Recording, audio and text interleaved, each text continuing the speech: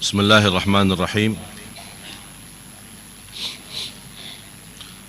Assalamualaikum warahmatullahi wabarakatuh.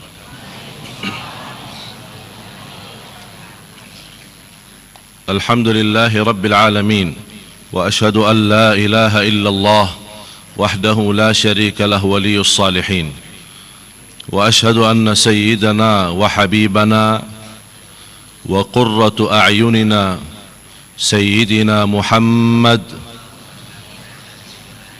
وعلى آله وصحبه ومن تبعهم بإحسان إلى يوم الدين. سبحانك لا علم لنا إلا ما علمتنا إنك أنت العليم الحكيم. Maha suci Allah, saya tidak memiliki ilmu apa-apa, hanya saja apa yang diberikan oleh Allah subhanahu wa ta'ala.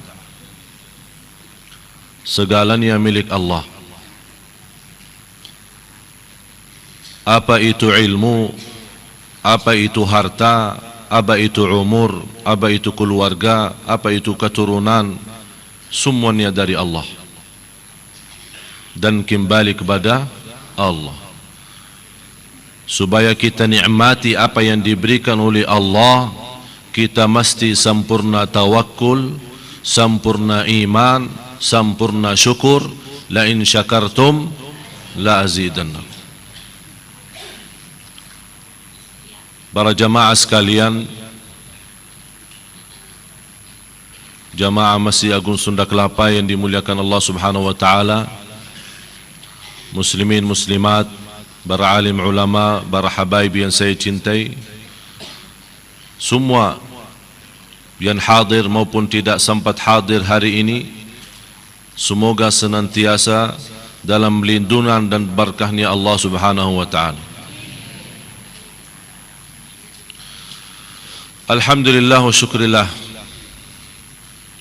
kita bertemu lagi dengan izin Allah, dan kita pisah dengan izin Allah.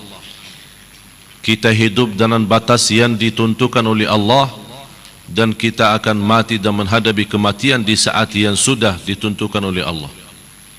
Mudah-mudahan sisa umur kita lebih baik daripada yang sudah lalu. Lebih baik daripada yang sudah lalu. Kalau saya berkata lebih baik, yang dimaksud segala hal. Lebih baik ilmu, lebih baik ibadah, lebih baik taqwa, lebih baik usaha, lebih baik sehat, lebih baik umur, lebih baik keluarga, lebih baik lahir dan batin, lebih baik dunia dan akhirat.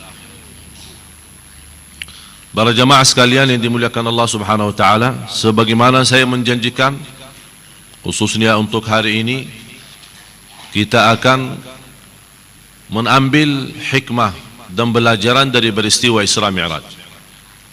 Dan juga sekalian pentingnya salat, karena fardu salat terjadi sesudah peristiwa Isra Mi'raj atau sesaat istiwa Isra Mi'raj. Bapak Ibu jamaah sekalian yang dimuliakan Allah Subhanahu wa taala, kalau kita perhatiin ayat Al-Quran yang menceritakan peristiwa Isra Mi'raj, dan sebelumnya, supaya kita tahu, Rasulullah sallallahu alaihi wasallam sebelum memfardukan salat, ada salat,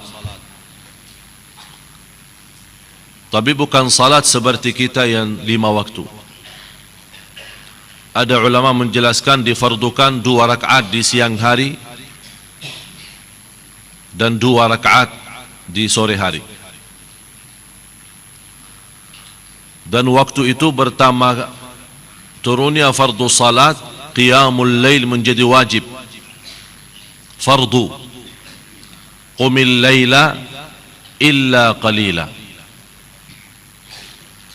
Dan turunnya ayat surat Al-Muzammil ayat 20, Inna rabbaka ya'lamu annaka taqumu adna min thuluthai al-lail wa nisfah wa thulutha wa ta'ifatun min alladhina ma'ak. Allah Subhanahu wa taala menggambarkan lewat firman-Nya bagaimana salat malam itu menjadi fardu dan wajib. Sebagaimana Anda melihat ayatnya, Surah Taha ayat 130, Allah Subhanahu wa taala menggambarkan Rasulullah SAW saat menghadapi ujian, saat berdakwah. Fasbir ala ma yaqulun. Bersabarlah terhadap perkataan mereka, perbuatan mereka yang menghina atau mensusahkan dakwahmu. Wasabbih bihamdi rabbik. Bertasbihlah. Sebagian ulama menjelaskan bertasbihlah yang di sini yang dimaksud salat. Qabla tulu'i syams, sebelum terbitnya matahari. Kalau bahasa kita sekarang salat subuh. Tapi dulu tidak dinamakan salat subuh. Hanya 2 rakaat sebelum terbit matahari dan 2 rakaat sesudah tenggelam matahari ini. Artinya di pagi hari sama malam hari. Habis itu turunnya ayat yang memfardukan salat malam. Sebagaimana di suratul Muzammil ayat 20. Inna rabbaka ya'lamu annaka taqumu adna min thuluthay al-layli wa nisfahu wa thuluthahu wa ta'ifatu min alladhina ma'ak. Dan mohon maaf Bapak Ibu, saya tidak akan membawa ayat dan menterjemahkan satu persatu, tapi cukup Anda memahami dan bisa ingat ayat nomor berapa, surat apa, dan silahkan buka Al-Quran atau buka tafsirnya nanti masing-masing. Karena waktu ini semakin singkat, sangat terbatas. Sebelum jam 9 harus saya selesai. Ya dibatasi. Tunda kelapa terlalu banyak acara. Yang semestinya kita mulai jam 7 malah mulai jam 8. Berarti sabar. Fasbir ala ma yaqulun. Bersabarlah apa yang terjadi di Sunda Kelapa. Ya, bersabar. Karena memang ada selanjutnya jam 9 kan ada acara-acara dan kegiatan yang lain di sini. Jadi kita tidak juga mengganggu kegiatan orang lain. Ya mudah-mudahan waktu yang singkat ini semoga menjadi bermanfaat. Dan kalau saya mau bahas Isra Mi'raj secara sempurna, secara lengkap dan segala peristiwa, tidak cukup 5 atau 6 kali pertemuan. Tapi saya mengambil poin-poinnya, hikmah-hikmahnya supaya kita mengambil pelajaran daripada peristiwa Isra Mi'raj. Jadi ayat ini menjelaskan bagaimana salat malam itu menjadi fardu. Baru Allah memberikan kemudahan. Artinya bagian ayat dari 20 sebagian menjadikan qiyamul lail fardu, sebagian Allah memberikan kemudahan. Itu namanya nasikh mansukh, menghapuskan hukum fardu salat malam. Habis itu Allah akan berfirman, faqra'u ma tayassara min. Bacalah sebagi kemampuannya dan mudahnya. Akhirnya Allah memberikan keringanan dari menjadi fardu menjadi sunnah. Baru turunnya fardu salat 5 waktu yang kita sudah tahu. Tapi sebelum terjadi peristiwa Isra Mi'raj, kalau kita perhatiin ayat selanjutnya di suratul Isra, بعد أعوذ بالله من الشيطان الرجيم بسم الله الرحمن الرحيم سبحان الذي أسرى بعبده ليلا من المسجد الحرام إلى المسجد الأقصى الذي باركنا حوله لنريه من آياتنا إنه هو السميع البصير.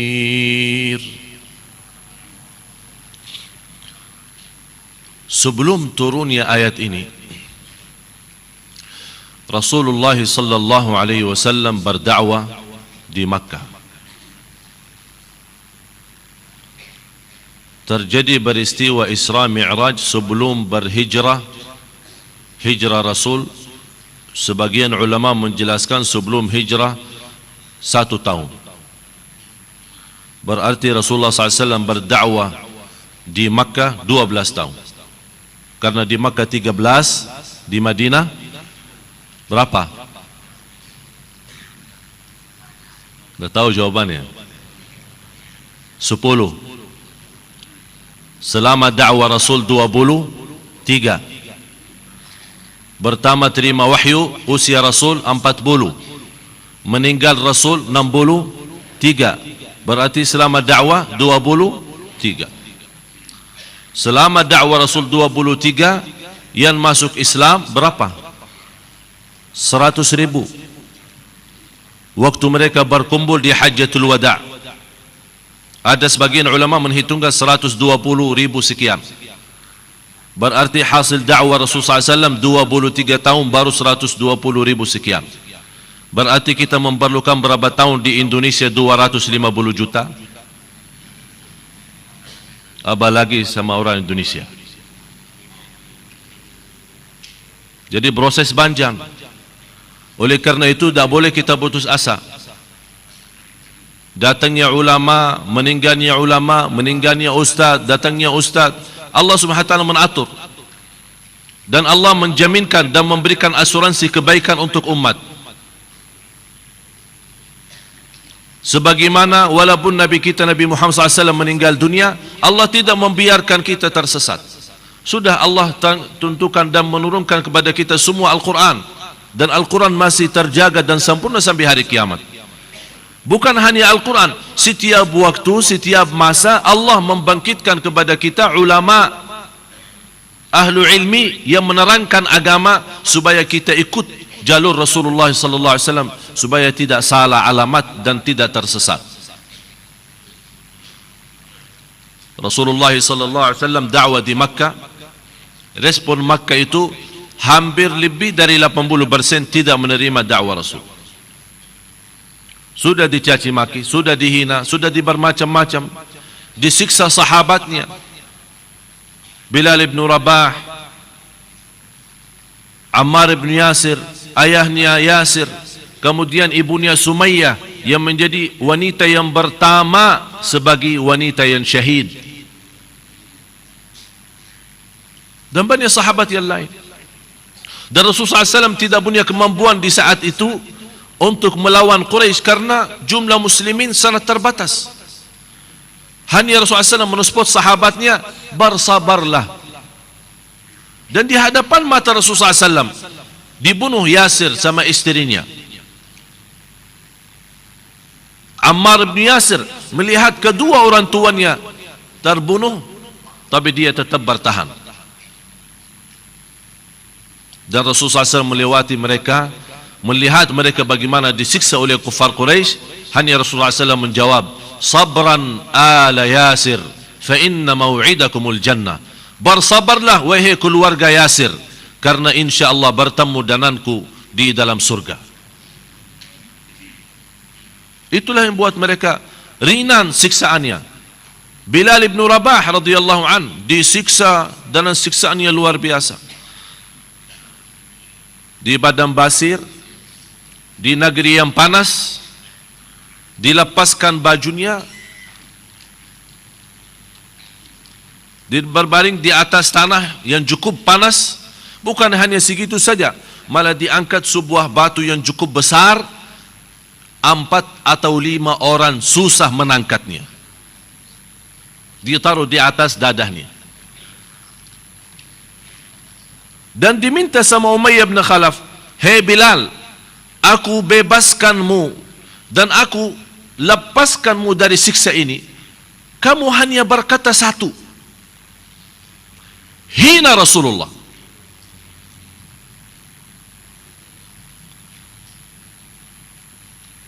Kamu dah usah mengucapkan kalimat syahadat.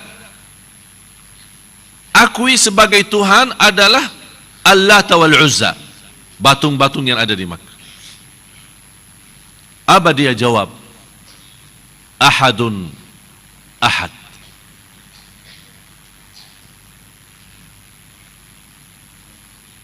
Ditambah siksaannya, sampai orang-orang yang lain melihat keadaan tersiksa Bilal ibn Rabah, mereka kasihan.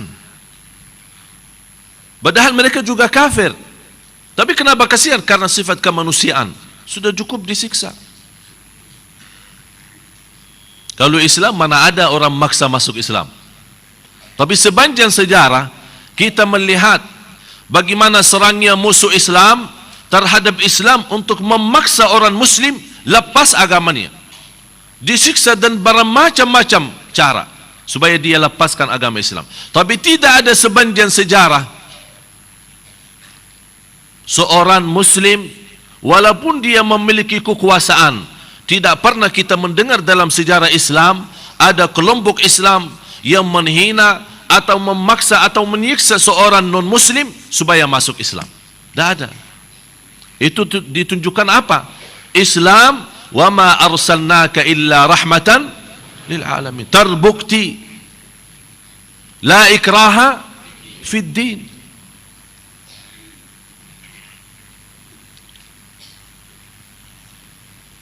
Sampai sahabat, waktu Allah selamatkan mereka dalam keadaan Makkah ini dan waktu berhijrah, sahabat yang lain yang sudah menghadapi siksa yang sama, tapi melihat kesiksaannya Bilal ibn Rabah begitu pahitnya dan begitu kerasnya, mereka bertanya, wahai Bilal, bagaimana engkau mampu bertahan siksa itu? Apa dia jawab? Khalattu halawatal iman bimararatil azab faghalabat halawatul iman. Aku saat tersiksa dan mengucapkan ahadun ahad, saya merasakan manisnya iman, dan saya mencampurkan manisnya iman dengan pahitnya siksa. Ternyata manisnya iman jauh lebih nikmat. Akhirnya saya tidak merasa pahitnya siksa. Lalu kita digigit semut minta ampun. Allahu Akbar. Rasulullah sallallahu alaihi wasallam melihat keadaannya Quraisy dan ahli Makkah begitu terhadap dakwahnya Rasul. Rasul punya ikhtiar, punya usaha. Kalau memang ahli Makkah tidak mau menerima dakwaku, coba saya berjalan ke kota At-Taif, salah suatu kota yang terdekat kepada Makkah, yang cukup punya pendudukan dan kekuasaan luar biasa. Rasul berniat barangkali ahlu Taif bersedia menerima dakwaku supaya membantu dakwah saya di dalam kota Makkah. Allah subhanahu wa ta'ala punya maha kuasa. Allah mampu kun fayakun, semua orang yang di Makkah masuk Islam. Apakah susah bagi Allah? Tidak. Tapi kenapa proses Allah membiarkan Nabi Muhammad dalam keadaan itu? Supaya kita semua belajar, tidak akan bisa mencapai ketinggian iman, manisnya takwa, kalau belum ada perjuangan. Contohnya Rasulullah SAW. Malah Rasul pergi ke kota At-Taif dalam keadaan sedih dan nangis. Kenapa? Baru saja meninggal istrinya Khadijah. Coba bayangkan, selama Rasul bersama Siti Khadijah sebelum jadi Nabi dan sesudah jadi Nabi, dia spot lahir dan batin sama Siti Khadijah. Segala hartanya untuk Rasul. Jadi Rasulullah SAW saking merindukan dan mencintai Siti Khadijah, Siti Aisyah aja cemburu. Walaupun Siti Khadijah sudah meninggal, begitu Rasulullah SAW saking cinta sama Siti Khadijah radhiyallahu anha, Rasulullah SAW masih berbakti baik sama kawan-kawan Siti Khadijah.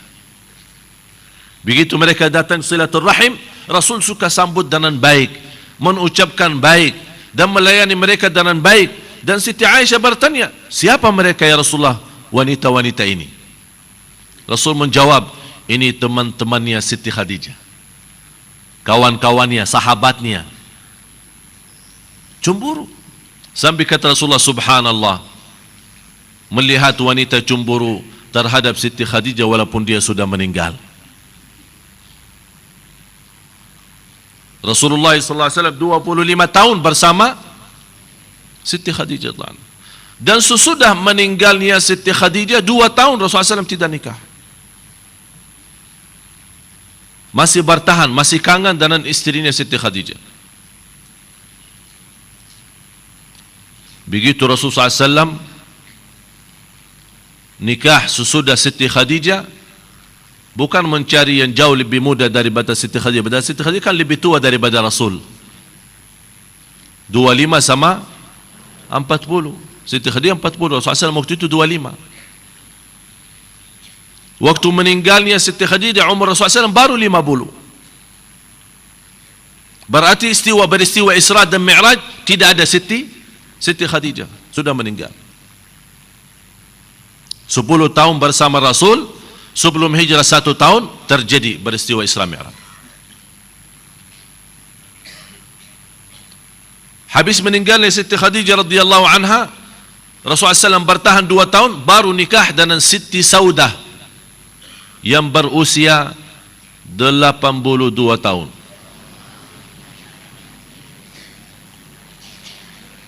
Mana musuh Islam yang belum tahu tentang sejarah Rasul sebenarnya, dan dia berusaha untuk memfitnahkan umat Islam dan menganggap Nabi kita tukang berumbuan. Katanya banyak istrinya, nafsu, sahwat. Padahal kalau kita lihat proses nikahnya Rasul, tidak ada di antara istri Rasulullah SAW yang gadis kecuali Siti Aisyah. Malah kita lihat Siti Khadijah lebih tua, apalagi Siti Saudah. Ternyata kalau kita belajar hikmah, banyak istri Rasulullah SAW karena ada kemaslahatan sosial, ada kemaslahatan ekonomi, ada kemaslahatan politik yang Allah tentukan untuk menikah. Nikah Rasulullah SAW sama Safiyah, padahal bapaknya Safiyah adalah orang Yahudi. Maria seorang Nasara, begitu nikah sama Rasulullah SAW masuk Islam. Dan semua anak-anak Rasul dari satu istri, Siti Khadijah. Yang lain tidak punya keturunan. Yang kedua adalah Siti Maria, yang melahirkan anaknya Rasul yang bernama Ibrahim. Yang lain-lain semua dari Siti Khadijah. Siti Zainab, kemudian Siti Fatimah, Abdullah, Al-Qasim, Ummu Kalthum. Habis Rasulullah SAW baru saja belum selesai kesedihannya atas kehilangan Siti Khadijah radhiyallahu anha, yang melanjut dan membela dakwah Rasulullah SAW adalah paman Rasulullah, pamannya sendiri, Abu Talib. Walaupun Abu Talib sendiri tidak masuk Islam, tapi saking sayangnya Rasul, dan dia tahu dakwahnya Rasul benar, dan dia berkata, saya akan belamu selama masih hidup. Dan kufar Quraisy tidak berani bermacam-macam sama Rasul, karena ketua Quraisy waktu itu adalah Abu Talib. Jadi demi Abu Talib mereka masih bertahan, tapi memberikan ancaman, mencaci maki, berkata-kata, sampai mereka datang kepada Abu Talib, jaga ponakanmu ini. Kalau dia tidak berhenti berdakwah,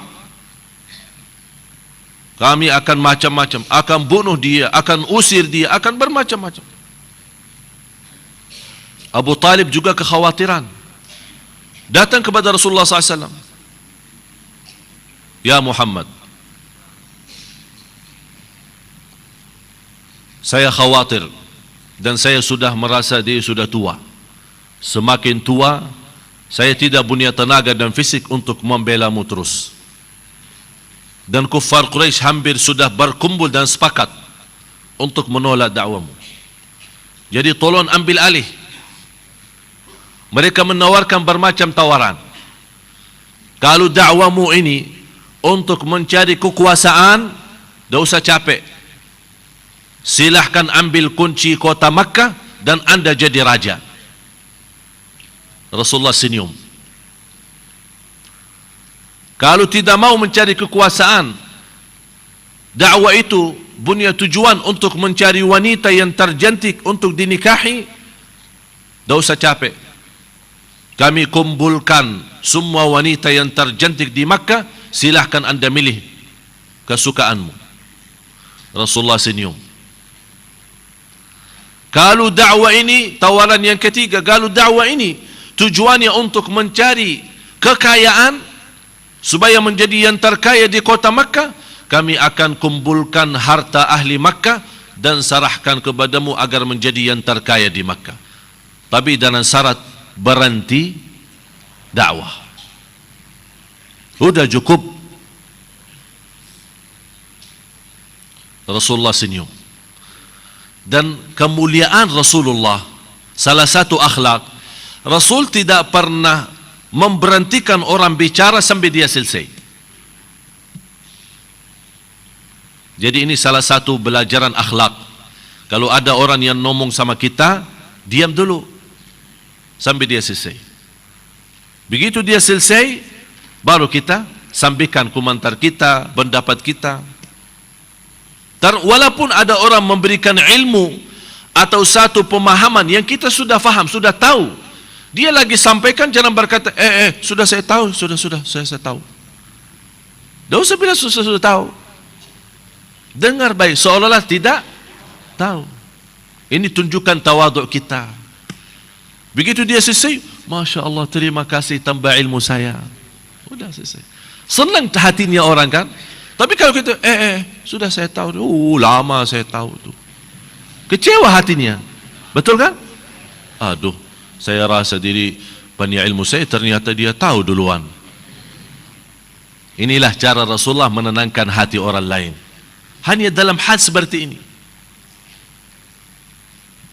Termasuk salah satu kemuliaan ajaran Islam, kalau kita bertiga, tapi di antara yang bertiga ini ada satu tidak bisa berbahasa kita.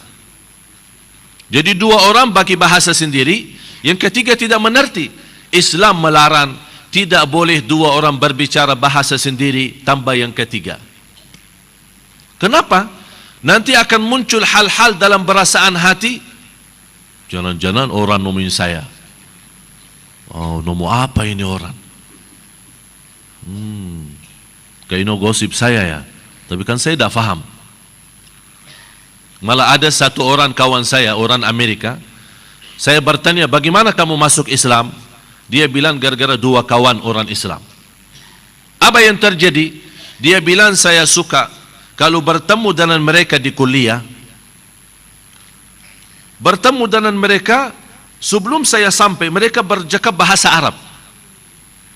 Tapi begitu saya sampai kepada mereka dan duduk di tengah mereka, mereka tidak pernah bagi bahasa Arab, malah bagi bahasa Inggris.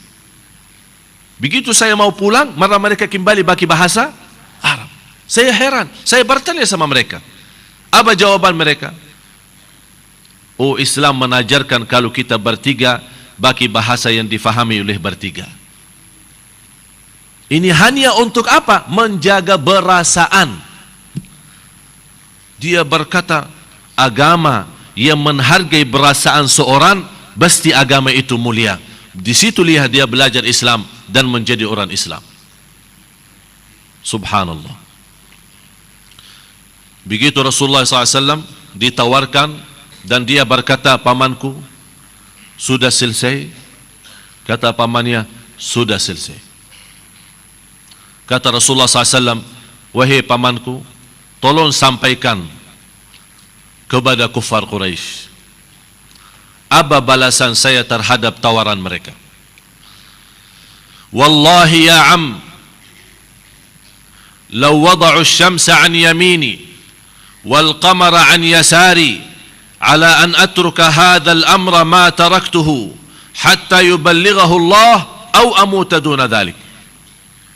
Wahai pamanku, sampaikan kepada Quraisy, kalau mereka mampu menurunkan matahari dari tempatnya ditaruh di tangan kanan saya dan menaruh bulannya di tangan kiri saya, artinya diberikan kekuasaan semesta alam, untuk saya berhenti dakwah demi Allah, saya tidak akan berhenti sampai Allah sempurnakan atau saya mati. Begitu pamannya melihat tegasnya Rasulullah dan tidak bisa ditawar-tawar dalam hal itu, kata pamannya, Rasul, teruskan dan saya akan belamu sampai mati. Tapi tidak lama paman Rasulullah SAW juga meninggal. Tambah sedihnya Rasul. Disitulah mulai kuffar Quraisy menghina. Sudah tidak ada yang membela Rasul, tidak ada yang punya kekuasaan, hanya kuffar Quraisy. Kembali menjadi pemimpin Quraisy waktu itu Abu Jahal, dan mulai diserangi Rasulullah SAW. Kalau saya menceritakan bermacam siksa dan kehinaan yang dihadapi Rasulullah, mohon maaf saya tidak kuat menceritakan. Tapi itulah yang terjadi di Makkah, membuat Rasulullah mengambil keputusan menawarkan dakwahnya di kota At-Taif. Pergi ke sana Rasulullah SAW, bertemu dengan tokoh masyarakat yang ada di sana. Kalau bahasa kita, kepala desa, kepala lingkungan atau kepala kampung, bertemu dengan mereka. Dan Rasulullah SAW menawarkan, aslim taslam, berislamlah supaya kamu selamat. Malah mereka menjawab dengan jawaban yang menyakiti perasaan. Rasulullah SAW melihat mereka begitu jawabannya, Rasulullah SAW berhenti, mau kembali kepada Makkah. Tapi bukan hanya berhenti di situ, malah tokoh masyarakat yang ada di kota At-Taif tidak membiarkan Rasul cukup dengan menyakiti perasaannya, malah menyuruh anak-anak kecil yang ada di kota At-Taif, coba lemparkan orang gila itu. Jadi mereka sebagai anak kecil tidak mengerti. Dianggap Rasul seorang gila hanya lewat kampungnya mereka, jadi dilempar semua oleh anak-anak. Apa yang terjadi? Rasulullah SAW berdarah. Sudah tidak kuat melawan mereka. Sampai digambarkan saking banyak darahnya Rasulullah SAW, dari bagian kepalanya, dari tubuhnya, sampai penuh darahnya di bagian kakinya, sandalnya sudah tidak bisa dilepas dari kakinya, saking banyak darahnya sudah nempel. Sallallahu alaihi wasallam. Di situ Rasulullah SAW ke arah pulang, melihat sebuah kebun yang ditanamkan di dalamnya anggur. Udah, kalau memang begitu keadaannya, Rasulullah SAW berhenti, beristirahat. Di situ hanya dia ingat kekuasaan Allah.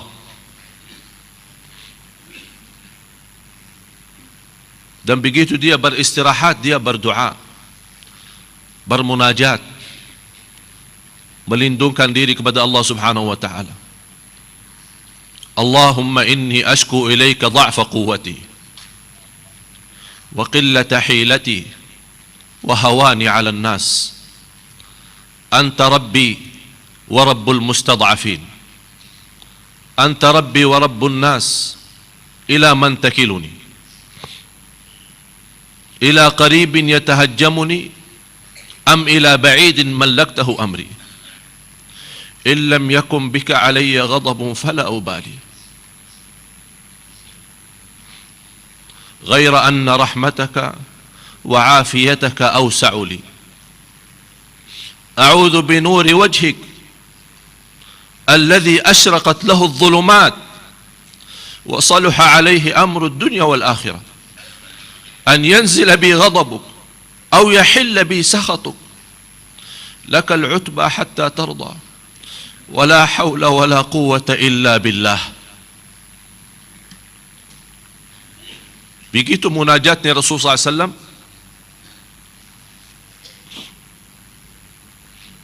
yang ada terjemahannya. Saya akan bacakan kembali. Tolong Bapak Ibu, silahkan Anda juga ikut membaca doa ini masing-masing dengan bahasa yang Anda bisa baca. Mudah-mudahan bisa Anda lihat dan saya akan bacakan bahasa Arabnya. Allahumma inni ashku ilaika dha'fa quwwati wa qillata hilati wa hawani 'ala an-nas. Ya arhamar rahimin, anta rabbi wa rabbul mustad'afin. Ila man takiluni? Ila ba'idin yatajahhamuni am ila aduwwin mallaktahu amri? In lam yakun bika 'alayya ghadabun fala ubali. غير أن عافيتك ورحمتك أوسع لي. أعوذ بنور وجهك الذي أشرقت له الظلمات وصلح عليه أمر الدنيا والآخرة أن يحل بي غضبك أو ينزل بي سخطك لك العتبى حتى ترضى ولا حول ولا قوة إلا بالله. baca terjemahan.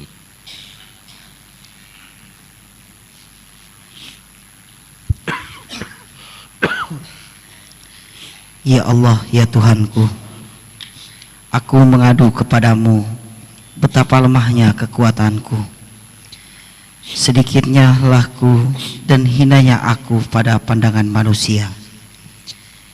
Ya Tuhan yang Maha Penyayang, mengatasi segala yang menyayangi. Engkau adalah Tuhan orang-orang yang lemah, dan Engkau adalah Tuhanku. Kepada siapa Engkau serahkan diriku ini? Kepada orang jauh yang memandangku dengan muka masam, atau kepada musuh yang ingin menguasai diriku? Jika tiada murkamu terhadap diriku, aku tidak peduli, tetapi kemaafanmu lebih luas kepadaku. Aku berlindung dengan cahaya wajahmu yang telah Engkau pancarkan ke arah segala kegelapan. Menjadi baiklah di atasnya segala urusan dunia dan akhirat. Aku berlindung daripada turunnya ke atasku murkamu, atau berlakunya ke atasku murkamu. Kepadamu pengaduan yang sungguh-sungguh, sehingga capai keridhoanmu. Tiada daya dan upaya melainkan dengan pertolonganmu. Doa ini dianggap oleh para ulama sebagai detik bermula kronologi peristiwa Isra dan Mi'raj, yang menyaksikan bagaimana Nabi Muhammad SAW dilayani dan diundang ke langit menghadap hadrah ilahi, Tuhan yang telah mendengar rintihan pejuangnya.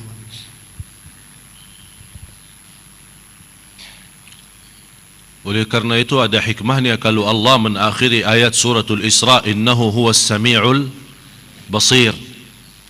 Sami', Allah maha mendengar munajat Rasul, Allah maha mendengar doa Rasul. Dan ulama menjelaskan barang siapa yang ingin mendapatkan karunia yang dahsyat sesudah susah dan ujian, baca doa ini. Bagaimana Rasul menghadapi proses kesusahan dan kehinaan, Allah memberikan karunia yang cukup dahsyat adalah peristiwa Isra Mi'raj. Allah gambarkan kepada Rasulullah sallallahu alaihi wasallam, ya habibi ya Rasulullah, kekasihku, kalau manusia tidak menghargaimu, kalau orang yang di bumi tidak bisa mengagungkanmu, kalau orang-orang menghadapi dan bermacam-macam terhadapmu, kemarilah kepadaku saja dan tinggalkan dunia dan segala isinya.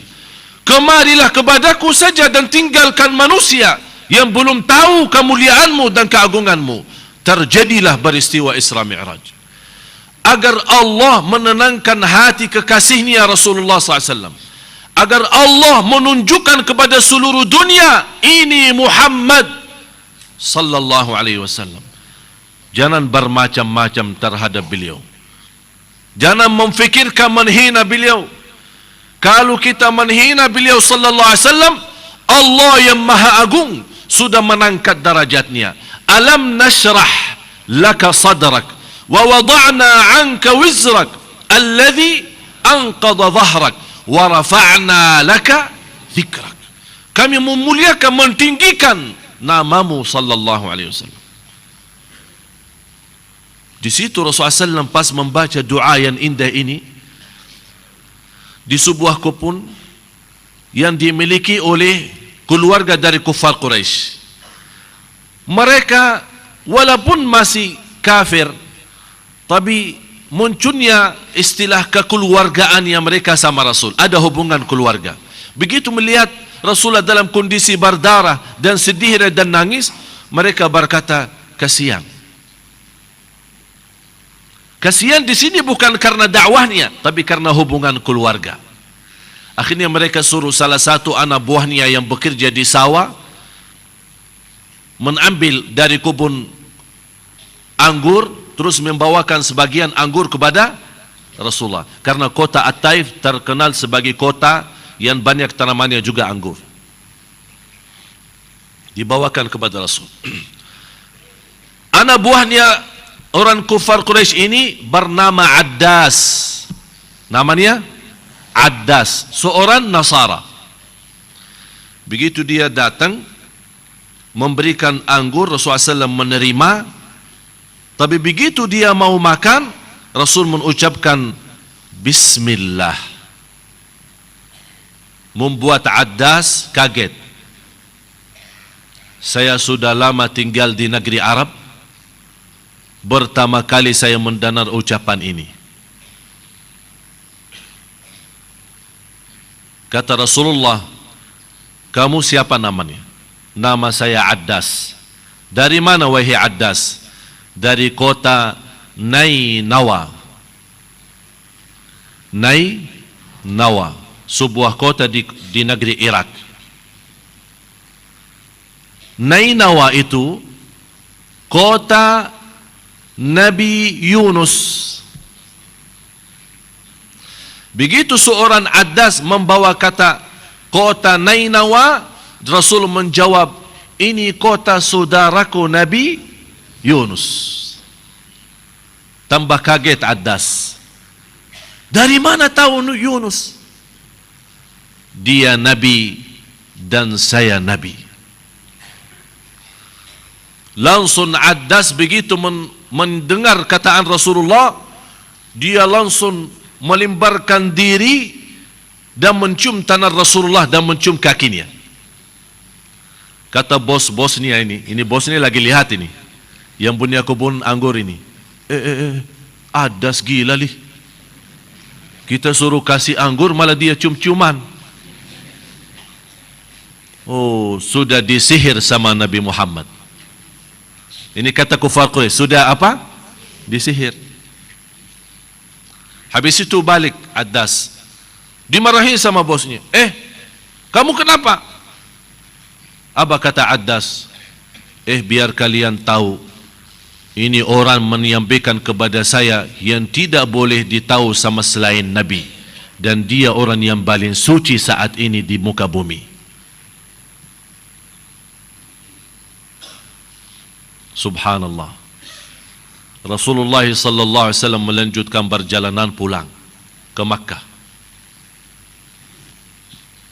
Terjadi peristiwa Isra Mi'raj. Pertama Isra dimulai dengan firman Allah Subhan, bukan Alhamdulillah. Kenapa tidak diucapkan Alhamdulillah? Karena peristiwa Isra Mi'raj peristiwa yang dahsyat. Kalau kita melihat sebuah kejadian yang dahsyat, yang mengkagetkan, kita berkata apa? Subhanallah. Kalau kita melihat sebuah gedung yang istimewa dan mewah, kita bilang apa? Subhanallah. Kaget ya, dahsyat, heran, ta'ajub.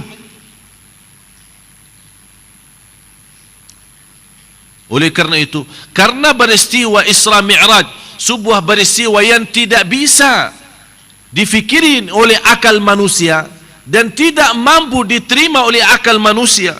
Kalau kita mau pakai akal, tidak bisa percaya. Perjalanan Quraisy aja sebagai manusia dari Makkah sampai Al-Masjidul Aqsa 1 bulan, balik lagi 1 bulan. Tapi Rasulullah SAW sampai di salah satu riwayat, Rasul Isra dan Mi'raj masih tempat tidurnya masih hangat sampai pulang.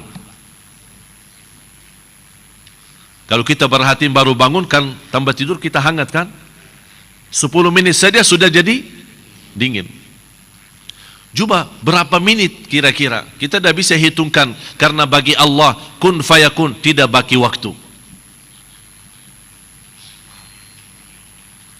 Sampai Rasulullah SAW naik sebuah binatang. Binatang itu saking dahsyatnya cepatannya, sepanjang mata melihat itu satu langkah. Kalau Bapak Ibu sepanjang mata melihat, kira-kira sejauh mana, berapa kilo? Jauh kan, lumayan jauh kan? Bayangkan kalau kita setiap langkah kita sepanjang mata melihat, insya Allah tak macet Jakarta.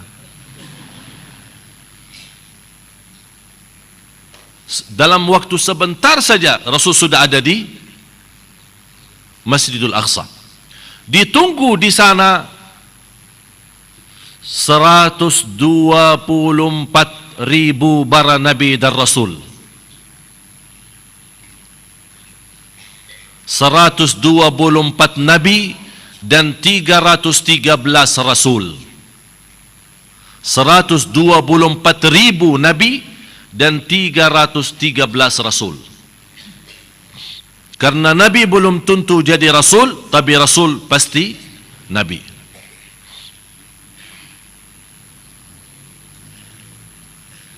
Ditunggu Rasul di sana, dan Rasul menimami mereka.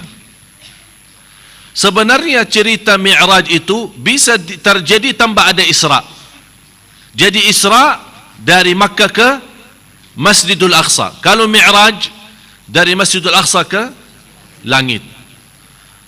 Kenapa tidak di Mi'raj Rasul dari Makkah? Apakah Allah tidak bisa dari Makkah saja? Kenapa harus dari Masjid Aqsa? Allah mau kasih pelajaran keagungan Masjidul Aqsa. Ini yang pertama. Yang kedua, Allah memberikan gambaran Islam akan menyebar di seluruh muka bumi. Jadi Islam bukan hanya di Makkah. Sebagaimana Isra sampai Masjidul Aqsa, Islam akan sampai di sana dan ke seluruh dunia. Begitu Rasulullah SAW selesai jadi imam, harus ada bahan yang Rasul menceritakan kepada Quraisy. Kalau Rasul cerita Mi'raj, jelas tidak akan percaya oleh kufar Quraisy. Rasul SAW sudah selesai dari Isra, kemudian naik ke langit. Bertemu di langit yang pertama Nabi Adam. Kenapa Nabi Adam di langit yang pertama? Karena dia pertama Nabi. Kalau Nabi Adam melihat di posisi kanan, senyum. Kalau lihat di posisi kiri, nangis. Rasul bertanya malaikat Jibril, kenapa Nabi Adam senyum di bagian kanan dan nangis di bagian kiri? Kata malaikat Jibril, bagian kanan adalah ahli surga dari keturunan Nabi Adam. Setiap melihat keturunannya yang masuk surga, dia senyum dan nangis. Mudah-mudahan Bapak Ibu di bagian yang kanan, yang sudah dilihat oleh Nabi Adam. Ya Allah, senangnya kalau Nabi Adam lihat, ini jamaah Sunda Kelapa ini. Masya Allah. Amin. Mudah-mudahan. Begitu dilihat ke sebelah kiri, Rasulullah SAW menangis. Malaikat Jibril berkata, itu bagian keturunan Nabi Adam yang masuk neraka. Nauzubillah. Mudah-mudahan diselamatkan kita semua. Teruskan Nabi Muhammad SAW naik di langit yang kedua, ketemu Nabi Yahya dan Zakaria. Di langit yang ketiga ketemu Nabi Yusuf. Di langit yang keempat ketemu Nabi Idris. Di langit yang kelima ketemu Nabi Harun. Di langit yang keenam ketemu Nabi Musa. Di langit yang ketujuh ketemu Nabi Ibrahim. Lagi bersandar di Baitul Ma'mur. Dan Baitul Ma'mur di posisinya persis di atas Ka'bah sekarang. Sebagaimana di muka bumi ada orang ribuan jutaan tawaf di Bait Al-Ka'bah yang ada di bumi, ada miliaran malaikat yang tawaf di Ka'bah yang ada di langit yang dinamakan Al-Baitul Ma'mur. Kata Rasulullah SAW, saya melihat ribuan malaikat. Kata malaikat Jibril, Ya Rasulullah, biar anda tahu, setiap orang tawaf dari malaikat ini, setiap kelompok tawaf 70.000 sekali tawaf. Begitu mereka selesai tawaf, bergeser menunggu gilirannya dan memberikan kesempatan kepada malaikat yang lain. Tapi mereka yang sudah tawaf pertama menunggu untuk bisa tawaf lagi, kata malaikat Jibril, tidak ada kesempatan sampai hari kiamat. Sampai hari kiamat tidak dapat gilirannya. Itu memberikan tanda apa? Saking banyak malaikat. Disitulah malaikat Jibril menyuruh Nabi Muhammad sallallahu alaihi wasallam, silahkan lanjut. Saya tidak boleh naik, itu batas saya. Sambil langit yang ketujuh. Nabi Muhammad sendiri terus naik untuk bertemu dengan Allah. Saking pentingnya salat, semua wahyu, semua perintah agama Allah turunkan lewat malaikat Jibril, kecuali salat. Allah memberikan gambaran kepada kita, kenapa pas salat Allah suruh Nabi Muhammad naik. Kalau ada orang mau nyambung langsung sama Allah, salat, tidak bagi siapa-siapa. Kalau doa, kadang-kadang kita minta sama ustaz, sama kiai, sama orang saleh, tolong doakan saya. Tapi tidak bisa kita minta, tolong Habib, salatkan saya. Tidak bisa. Berarti doa kita bisa minta didoakan, tapi salat tidak bisa diganti. Oleh karena itu, di situ ada rahasia. Kenapa Allah membawa Rasul naik? Pertama untuk menenangkan hatinya, yang kedua menghilangkan kesedihan yang dihadapi oleh Rasul selama berdakwah, karena Rasul cukup sedih meninggal istri, karena Rasul juga manusia, biarpun Nabi sempurna, Nabi mulia, tapi cukup juga manusia, punya kemanusiaan, lapar, sakit, ngantuk, capek. Di antaranya juga punya rasa sedih, kehilangan istrinya, kehilangan paman yang selama ini membela. Di luar kehinaan yang dihadapi, caci maki, lebih daripada itu dilimbar oleh ahlu Taif. Cuma betapa sedihnya Rasul dan betapa ujian yang dihadapi oleh Rasulullah SAW. Tapi semua Rasul serahkan hanya kepada Allah lewat doa yang kita sama-sama baca tadi. Oleh karena itu Allah untuk mensucikan hatinya, Nabi Muhammad jangan khawatir, kamu kekasihku. Kalau manusia belum tahu hargamu, belum tahu kemuliaan dan keagunganmu, biarkan, datang ke saya aja. Selesai. Begitu bertemu dengan Allah subhanahu wa ta'ala, diberikan fardu salat 50 kali salat. Nabi Muhammad, salah satu akhlaknya beliau, malu. Suka malu. Jadi Rasul tidak pernah suka nawar-nawaran. Jadi kata Allah 50, sami'na, turun. Ketemu Nabi Musa. Bapak Ibu, Nabi Musa termasuk salah satu Nabi yang berani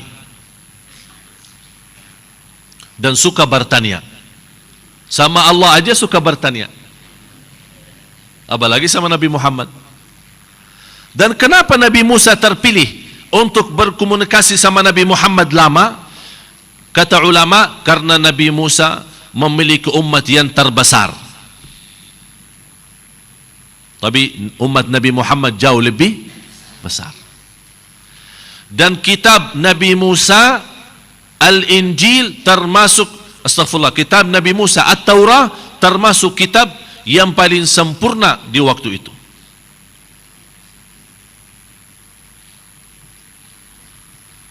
Dan yang ketiga, karena keberanian Nabi Musa. Sebagaimana saya jelaskan, sama Allah saja berani. Pernah bertanya sama Allah, ya Allah, engkau tidur? Ini kan pertanyaan. Apakah engkau ya Allah tidur? Allah memberikan jawaban. Tapi Allah tidak menjawab saya tidak tidur. Tapi Allah memberikan jawaban dalam praktik. Wahai Nabi Musa, ambil gelas yang isi air dan silahkan berdiri dan menahankan gelasnya supaya tidak tumbah dan jatuh. Nabi Musa berdiri dan menahan gelasnya, memegang gelasnya itu, lama-lama mulai ngantuk.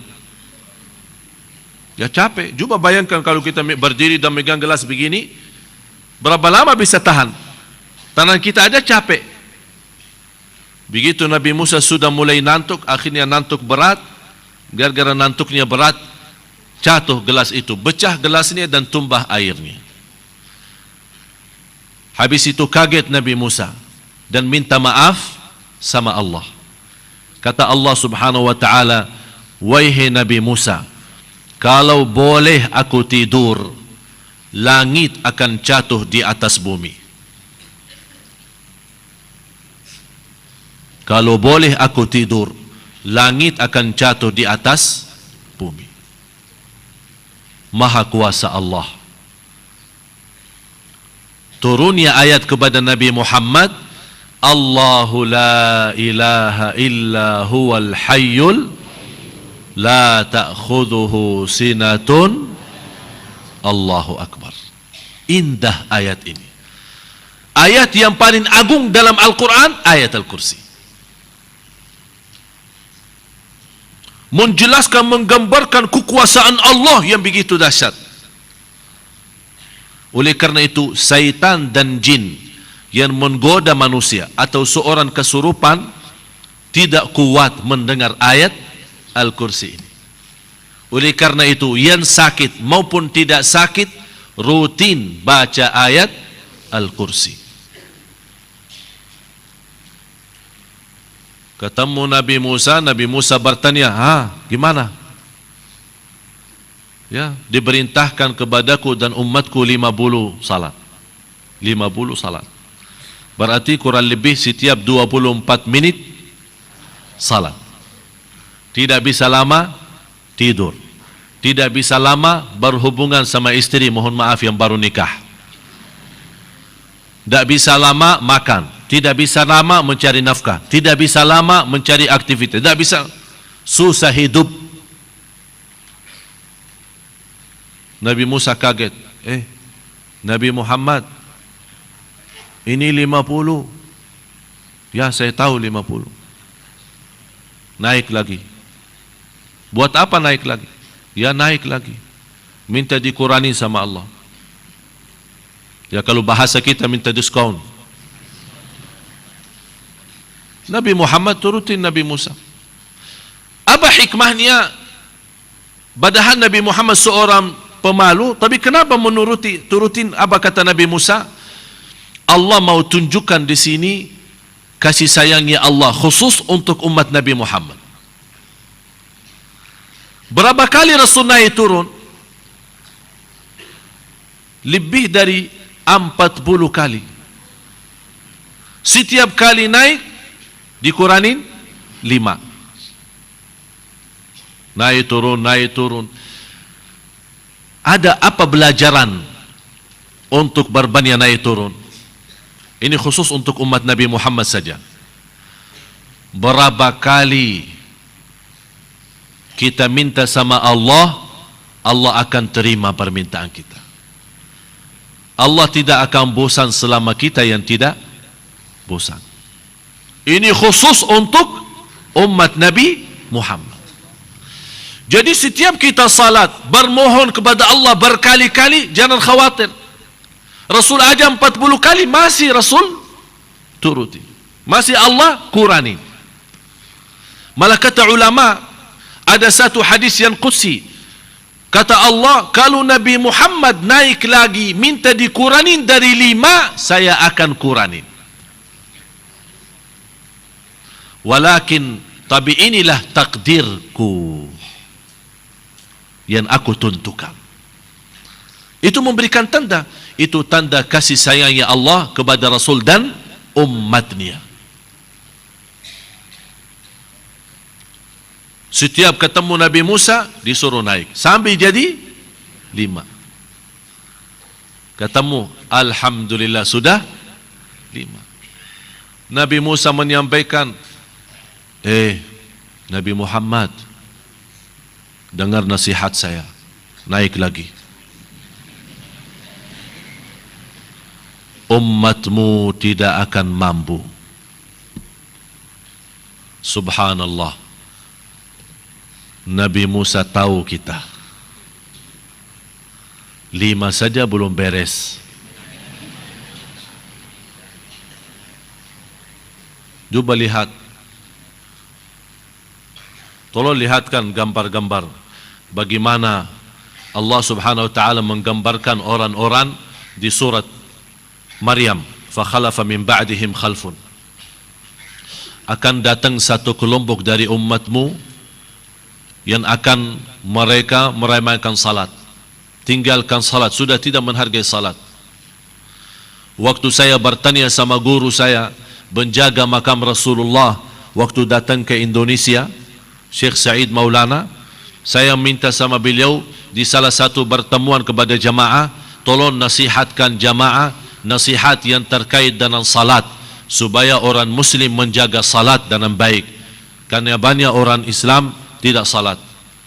Kata beliau, apa betul ada orang muslim tidak salat? Itu pertanyaannya.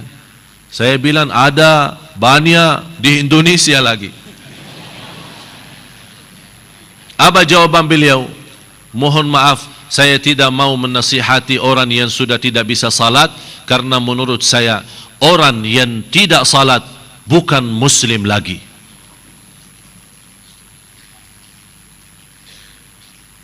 Itulah Allah gambarkan. Tolong ayat ini disimpan dan dihafal. Di surat Maryam ayat 59 dan 60. Bagaimana orang yang sudah tinggalkan salat dan sibuk hanya mengikuti hawa nafsunya. Na'udzubillah. Akan Allah sesatkan mereka, sengsara dalam kehidupannya. Yang kita sudah tahu hikmah daripada Isra Mi'raj, kita mengambil ibadah salat yang menyambungkan hati kita kepada Allah. Bagaimana Rasul Isra Mi'raj dengan ruh dan badan, kita bisa setiap salat Isra Mi'raj dengan ruh dan badan. Sampai ruh kita naik, bisa tembus 7 langit dan bisa dengan nyambung dengan cahaya Allah di langit. Itu salat orang mukmin yang luar biasa. Tunggu apa lagi wahai umat Islam? Allah memberikan tanda besar keagungan salat sampai Nabi Muhammad sallallahu alaihi wasallam disuruh naik 7 langit dan bertemu dengan Allah. Itu cukup tanda besar. Salat itu sangat agung. Tunggu apa lagi? Yang Allah memberikan tanda besar.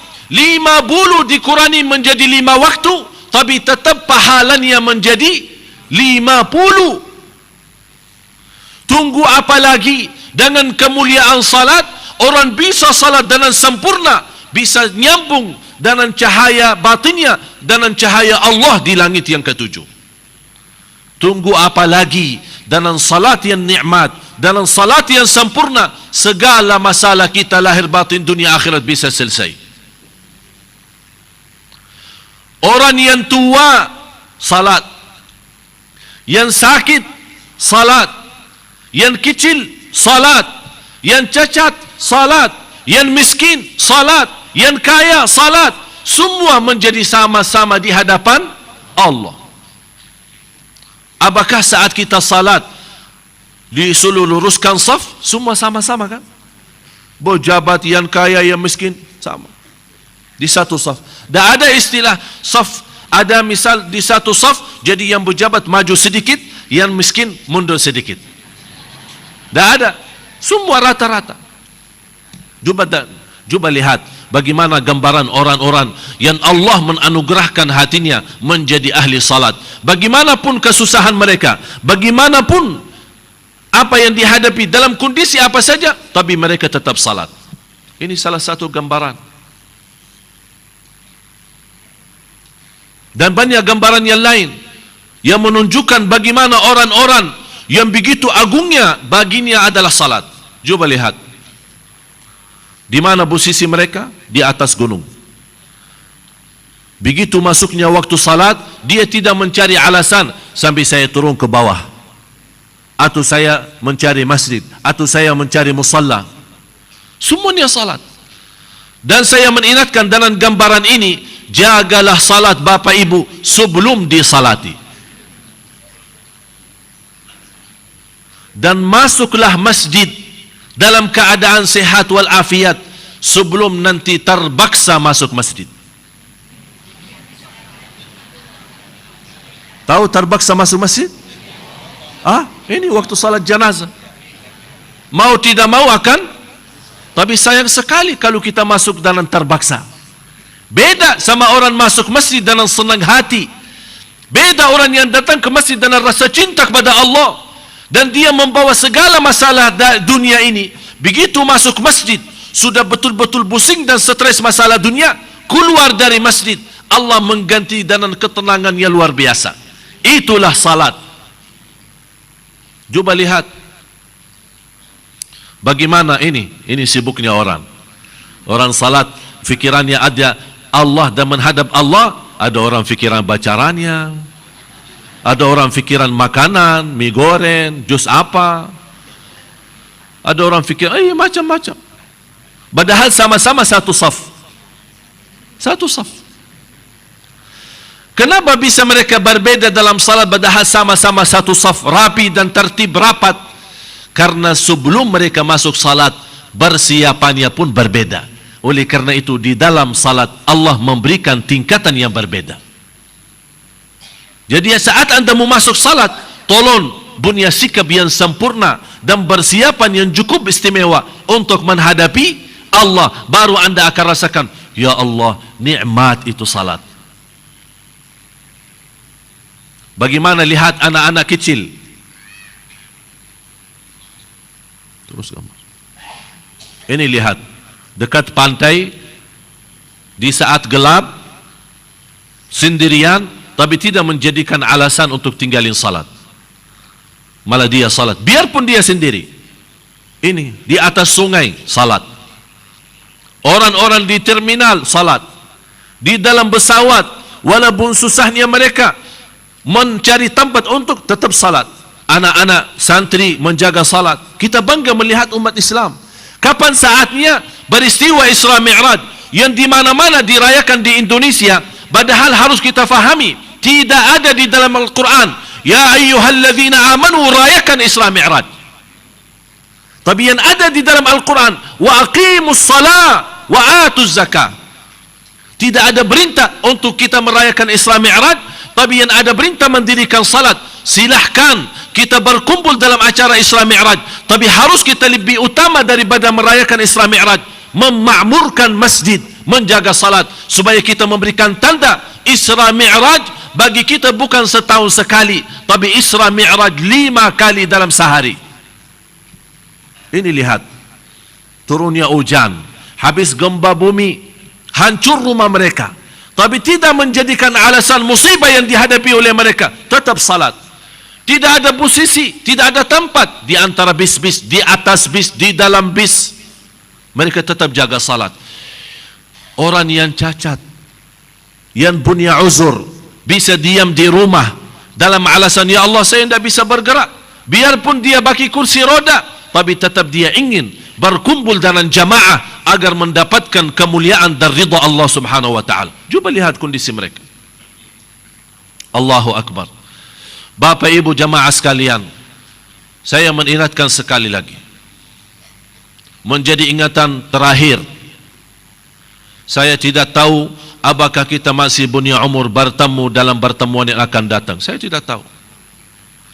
Tapi kalau Allah mengizinkan kita bertemu lagi, mudah-mudahan dalam keadaan lebih baik. Kalau tidak mengizinkan karena dipanggil oleh Allah dan meninggal dunia, saya mengharapkan Bapak Ibu, ini nasihat menjadi pesan terakhir dari saya untuk Bapak Ibu.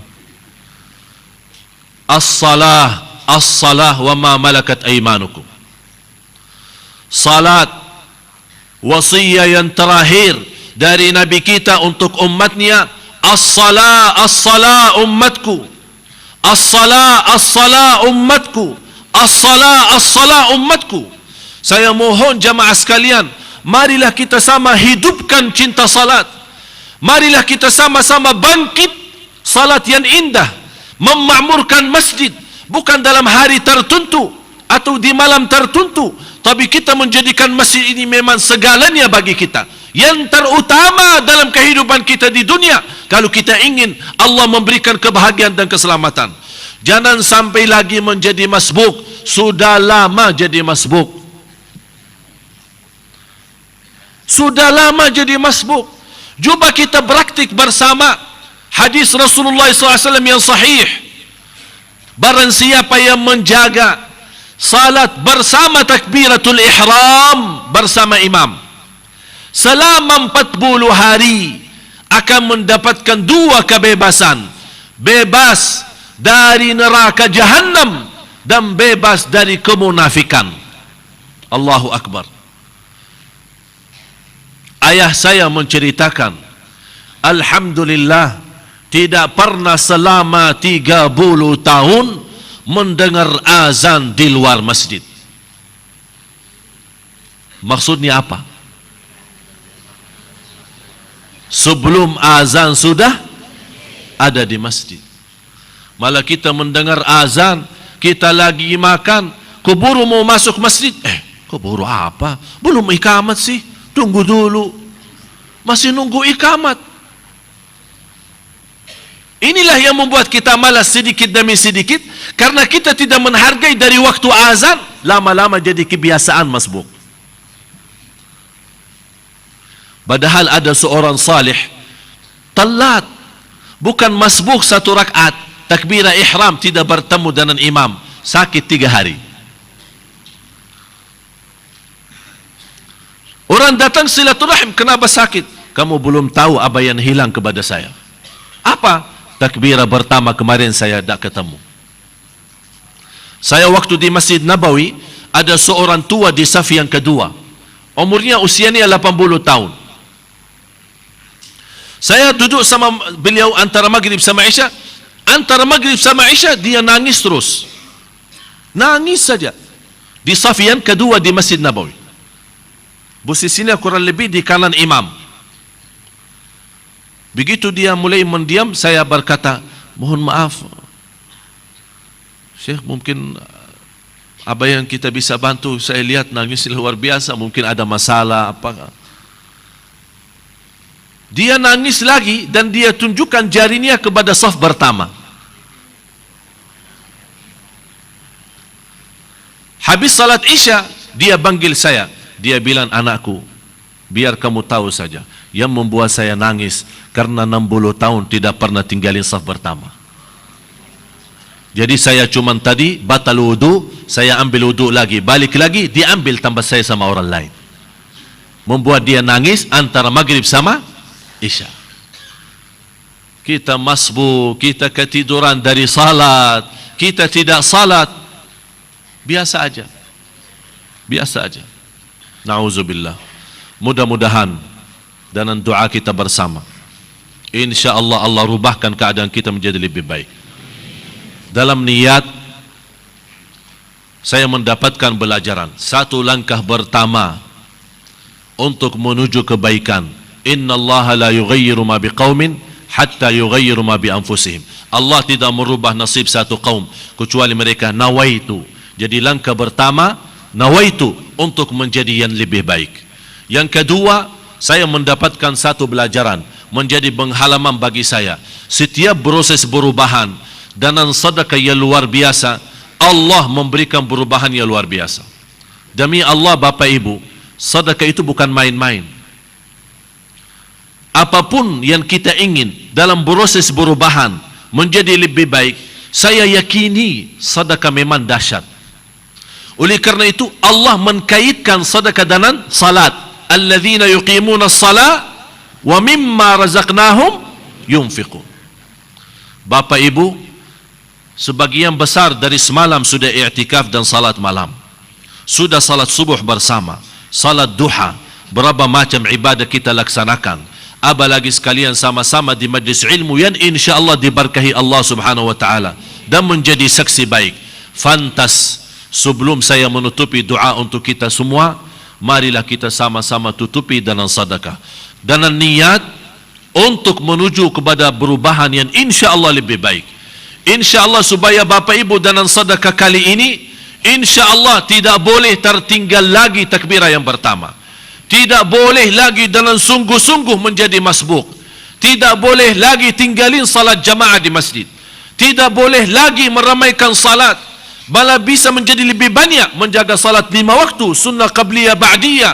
Apalagi ditutupi dengan salat malam. Sungguh demi Allah Bapak Ibu, kalau kita berusaha merubah diri, Allah akan tunjukkan bagaimana karunia taufik, bagaimana karunia kemuliaan dan kemudahan. Kunci segalanya salat, kunci rizki salat, kunci sabar salat, kunci ridha Allah salat, kunci anda ingin berbicara sama Allah, salat. Marilah sama-sama. Tolong ibu-ibu dibantu, bagian ibu-ibu, kalau bagian bapak-bapak bisa ada panitia di situ, tolong, atau di sini sebagian, tolong di buka-buka, ini bagian bapak-bapak. Kalau bagian ibu-ibu sudah ada tugas ini. Biar kita sama-sama tutup dengan doa. Mudah-mudahan dengan sedekah Bapak Ibu semua dalam kesempatan ini Allah membukakan hati kita semua menjadi ahli salat yang sebenar-benarnya. Agar kita begitu salat bisa menikmati keindahan salat dan beribadah kepada Allah dan bisa insya-Allah mendapatkan kesucian batin dan kemuliaan di dunia dan akhirat. Amin ya rabbal alamin. Al-Fatihah.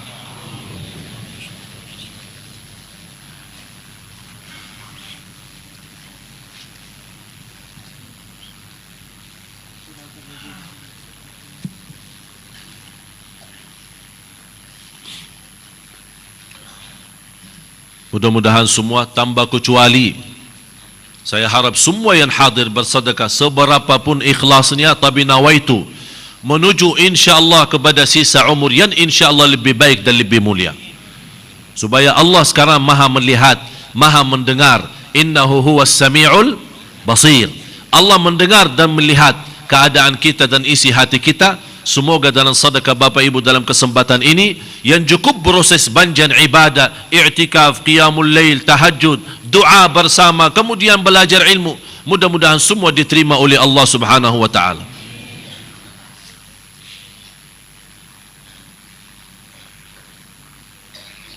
Yang belum sempat bersedekah dalam kesempatan ini nanti bisa silakan di kota-kota amal, pas keluar silakan serahkan sedekahnya, tapi jangan lupa nawaitunya.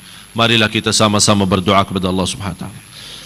Mohon Bapak Ibu sama-sama angkat tangannya, bukakan hatinya, tunjukkan kemiskinan dan hajat kita kepada Allah Subhanahu wa taala. Dan kita tunduk kepala menjadi insya-Allah lebih tawadu dan menjadi lebih rendah hati di hadapan Allah Subhanahu wa taala. Bismillahirrahmanirrahim. Alhamdulillahi Rabbil Alamin. Allahumma salli ala Sayyidina Muhammad wa ala ali Sayyidina Muhammad.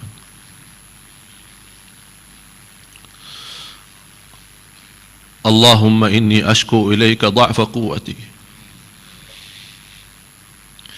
wa qillata hilati wa hawani ala an-nas. Ya arhamar rahimin anta rabbi ورب المستضعفين إلى من تكلني إلى بعيد يتجهمني أم إلى عدو ملكته أمري إن لم يكن بك علي غضب فلا أبالي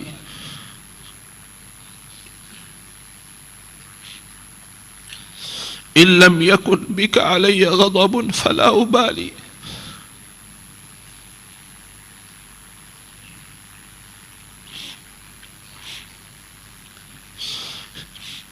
إن لم يكن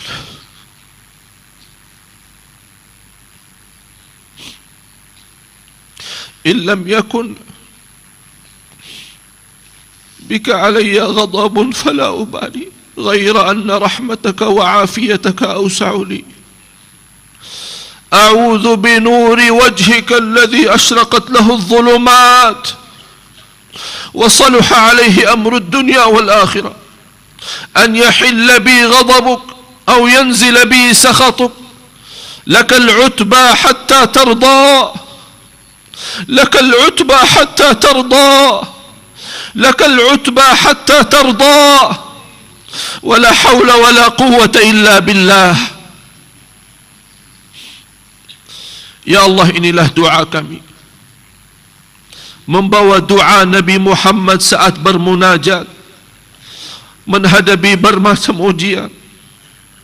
Ya Allah, kami juga di saat ini menghadapi bermacam ujian, fitnah dan godaan dunia dan hawa nafsu. Ya Allah, dengan berkat doa Nabi kami Nabi Muhammad sallallahu alaihi wasallam, ya Allah, aku mohon untuk semua jamaah serta keluarganya, angkat segala kesusahannya, ampuni segala dosanya, sucikan hatinya, bersihkan jiwanya. Jadikan ya Allah semua jamaah yang hadir senantiasa mencintai salat, senantiasa menjadi ahli salat, senantiasa mencintai masjid, senantiasa memakmurkan masjid. Ya Allah, kami mohon di akhiri hayat kami saat kami lagi salat, ya Dzal Jalal wal Ikram, agar mendapatkan keindahan husnul khatimah. Ya Allah, Ya Hayyu Ya Qayyum, Ya Hayyu Ya Qayyum, aku mohon untuk Bapak Ibu ya Allah, pulang di pagi hari ini masing-masing ke rumahnya sudah membawa ridha-Mu ya Allah.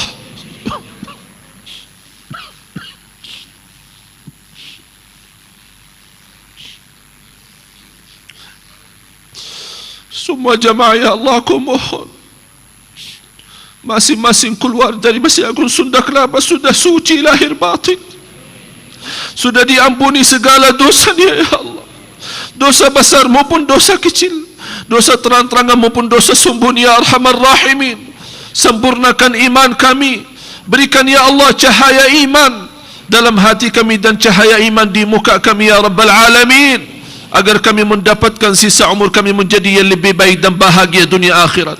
Ya Allah, akhiri hayat kami dengan husnul khatimah, husnul khatimah. Ya Allah, jadikan pertemuan ini menjadi saksi baik bagi kami di hadapan-Mu. Majlis ilmu kami yang dihadiri oleh malaika mendapatkan ridha-Mu. Ya Allah, berkahi majlis ilmu kami, jadikan ilmu yang kami belajari menjadi ilmu bermanfaat bagi kami. Ya Allah, hidupkanlah hati kami dengan ilmu yang kami belajari, dan kuatkanlah kami lahir dan batin agar kami mampu mengamalkan ya Arhamar Rahimin.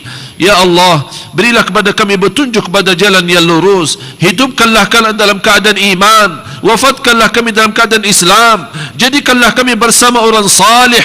Ya Allah, kuatkanlah kami agar kami istiqamah lahir batin sampai akhir hayat, menjadi orang yang sejati dan sempurna iman dan ibadahnya ya Rabbal Alamin.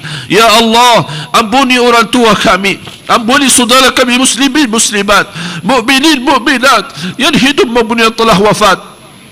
Ya Allah, mimpinlah negeri kami, negara Indonesia menjadi negara yang makmur, negara yang penuh barakat dan rahmat dari-Mu ya Allah. Baldatun tayyibatun wa rabbul ghafur.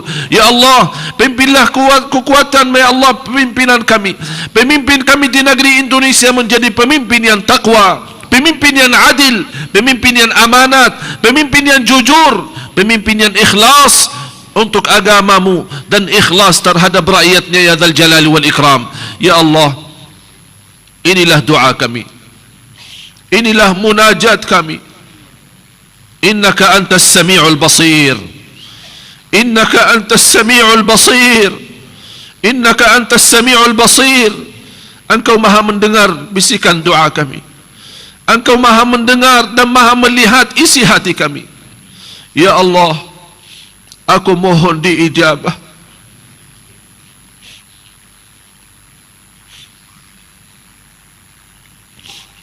Aku mohon doa kami diijabah, doa kami diterima,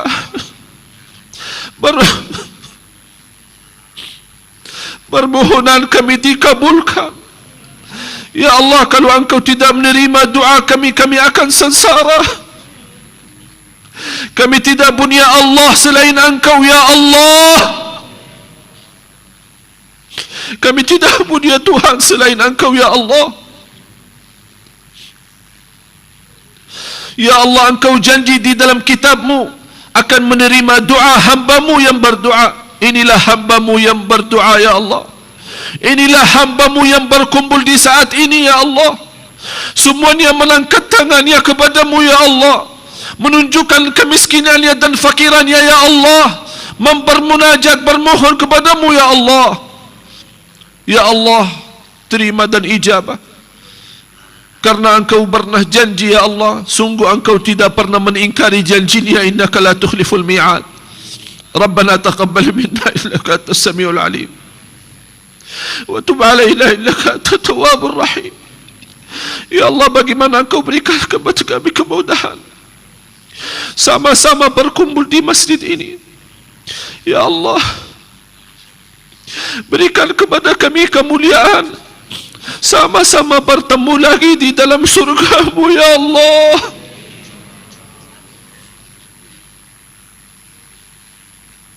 Walaupun masih banyak kekurangan kami, tapi berilah kepada kami kemuliaan bertemu dalam surga-Mu, Ya Allah, bersama Nabi Muhammad sallallahu alaihi wasallam. Rabbana atina fid dunya hasanah wa fil akhirati hasanah wa qina adzaban nar wa qina adzaban nar wa qina adzaban nar. Wa sallallahu ala sayyidina wa nabiyyina Muhammad wa ala alihi wa sahbihi wa sallam. Wa akhiru da'wana alhamdulillahi rabbil alamin. Subhanakallahumma wa bihamdik, ashhadu an la ilaha illa anta, astaghfiruka wa atubu ilaik. Wassalamu alaikum warahmatullahi wabarakatuh.